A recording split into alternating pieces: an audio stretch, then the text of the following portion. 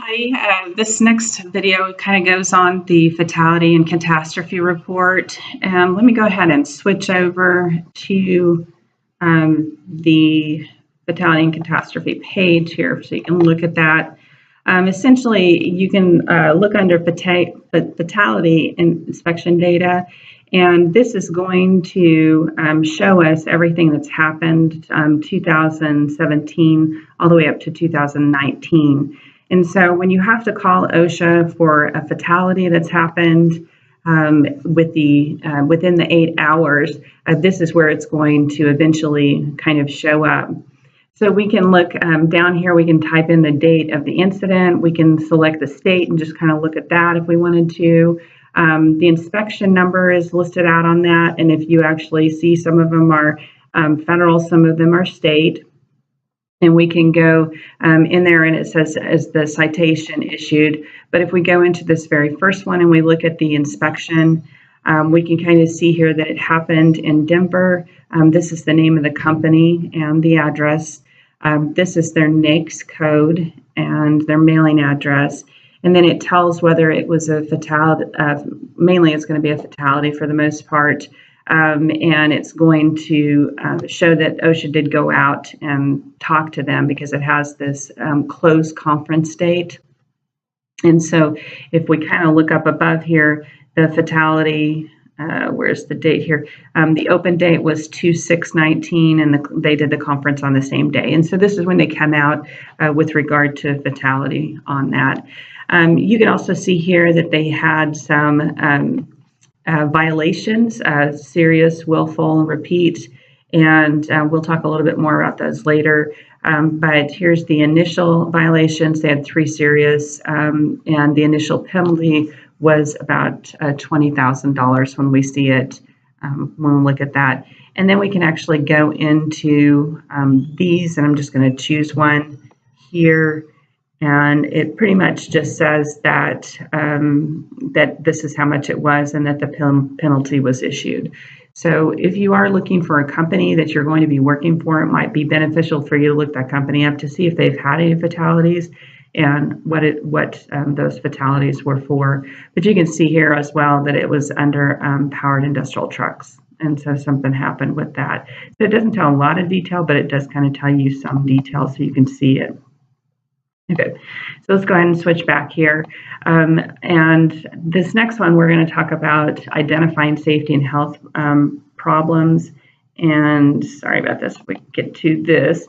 This is handout number 2. And let me blow this up, not blow this down. And we can look here at some of these some of these health problems that you may have. It goes into health hazards and safety hazards and kind of separates them out into those two. And you can see some of the health hazards are chemical, biological, physical, ergonomics, and psychological. And they do enter your body through inhalation, ingestion, absorption, and typically injection, which is going to be a cut. And the most prominent out of all of those, obviously, is going to be breathing or inhalation. And inhalation mainly because we have to breathe all the time. We just can't stop breathing. And we can only hold our breath for so long. So that's where those are. These are common safety hazards, and they're kind of broken out and give you a little bit more detail. But we see a lot of slips, trips, and falls. Caught in, struck by, that means if you're caught in something and it moves together, or if you're struck by with regard to that and is just struck with that. It could be by machinery, forklifts, it could be a lot of different things. Fires, explosions, transportation and vehicle-related accidents, confined spaces, and violence. And it kind of goes into a little bit more detail, as I mentioned, so you can kind of see what those are with regard to it. But that's just a handout that they have, and I went ahead and put that with your information. Okay, so to move along, who's covered by OSHA? When we look at who's covered, essentially it's going to be anyone except. And so this is where the exceptions come from. Essentially, it's easier to tell you what the exceptions are versus who all's covered. So anybody who's self-employed would not be covered. Immediate family, workers of farming families that don't employ any type of outside workers, seasonal or temp or permanent part-time, whichever, full-time too. And then employees that are covered by any other federal agency or state agency, like MSHA, FAA, it could be USDA, it could be a lot of different things. It could even be the state, like the state of Kansas for Pittsburgh State University. And that kind of would fall under this next one, public employees in state or local governments that are not in a state with an OSHA approved program. And we don't have a state program, but we do have OSHA inspectors, and typically it's the consultants, consulting part instead of enforcement that will come out with regard to anything. Once again, this has to do just with employees, and so we would have them come out and talk to us. Okay, so worker rights, I went ahead and added one of these in your handout. Let me go here real quick so you can see it. This is the newest one. Actually, you can just download this off of the internet. So it's not too big of a deal to get that. A lot of times posters, excuse me, posters will have that automatically. And when you, HR posters, and they'll have the wage and hour, and this will just be a piece of it. So you can either go online, you can get this one, or you can get this one, whichever is easiest for you to do. Worker rights, and this is where we as workers, and you as workers, also have a right to certain things. And so the employer has to do a lot of things for us, and then we also have rights essentially to a safe and healthful workplace, and that's one of the biggest things. And the employer is required to provide the safe and healthful workplace under the general duty clause. And then to know about any type of hazardous chemicals, regardless of whether we're in the office or if we're out in the facility, if we're on job sites, anything like that. Also, too, if there is an injury or workplace illness that happens, we can obtain some information. Now, this is where some of the HIPAA laws come in, and I'm not going to get into that. You guys probably already know some information with regards to that, but we can say that, yes, we do have an accident and that somebody was hurt in this specific area. This is what happened. This is the corrective action that we're doing. We can't really tell the information with regard to any type of medical treatment that the person received, what type of accident it was, meaning they broke their arm or something like that. We can just say that there was an accident, and this is what we're doing. Excuse me. The next thing that we can do as employees, we can complain or request a hazard correction. And so that last list kind of told us some information with regard to common hazards in the workplace, and we can request that they correct that. Okay.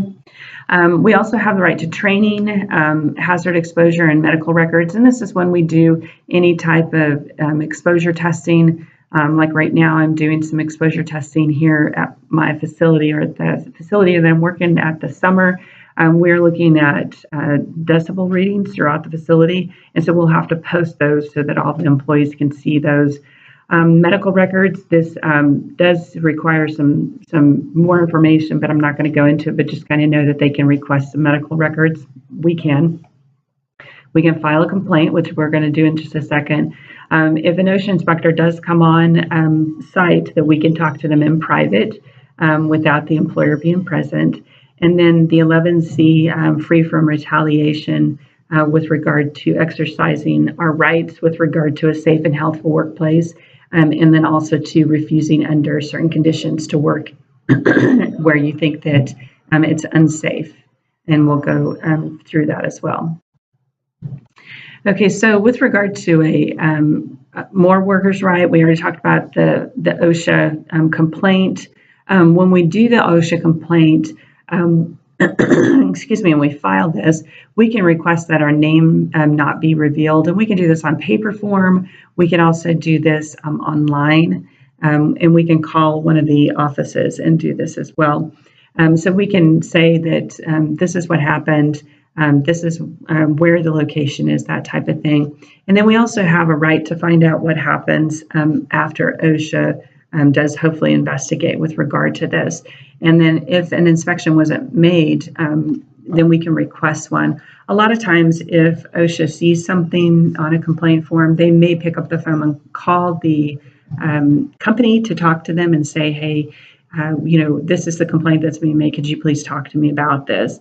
Essentially, if it is a disgruntled employee, or if it's someone's like angry or something like that, then they may just do a phone call. If it's something that is imminent danger, meaning that the person is going to be exposed, or other employees could be exposed to potential major events, then they would go out and inspect. But sometimes they don't do that. There's a few reasons why they wouldn't do that. So to file a complaint, and we can download this from the website. I've given you one in handout form. We'll look at that here in just a second. But once again, you can do it online. You can also call or visit your local or regional office when we look at it. And you do get in trouble. I'm going to try to switch this while I'm talking about it. If for some reason you do not if you lie on those, or if it's because of you getting fired or something like that, then you can get into trouble for that. So this essentially is the complaint form, and I'm going to have you do that as part of your assignment with regard to it. It does have instructions. If you read through this, it's pretty self-explanatory with regard to this. This is your scenario that you're going to be doing, and then some more instructions. Once again, it's pretty self-explanatory. Don't worry about the complaint name, the establishment name. You can make up an address and that type of thing. But mainly this hazard description location, we want to make sure that when an employee, you as an employee, are filing something like this, that you're very specific. So making sure that you're talking to facts versus I believe this or I think this, that type of thing. Having documentation, anything like that is going to help you with regard to this complaint. People you talked to, places that you were when that happened, times, dates, all of those types of things definitely are going to help you out. And then it does ask if it's been brought to the attention of the employer, and you want to make sure that say, yes, I have done that.